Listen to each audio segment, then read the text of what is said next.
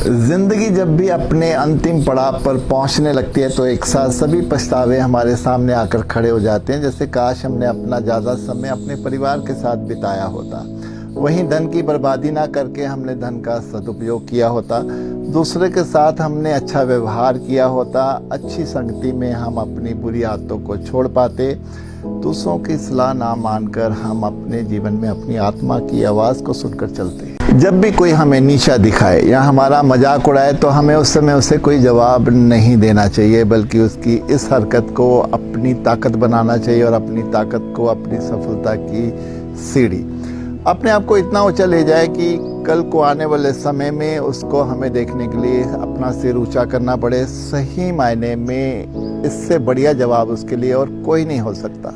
अगर जीवन की रफ्तार को जानना है तो अपने पैरों की रफ्तार को जानना होगा। दोनों में बहुत फ़र्क है, लेकिन कभी एक पैर आगे दूसरा पीछे, फिर दूसरा आगे पहला पीछे, लेकिन इस दौरान ना किसी पैर को अभिमान होता है ना ही अपमान महसूस होता है। अगर यही हम अपने जीवन में भी ले आते हैं तो फिर जीना इसी का नाम कहते हैं। कुछ ऐसी चीज़ें जो हम दूसरों को दे तो देते हैं, लेकिन समय आने पर वही हमारी शांति भी हमसे छीन लेती है।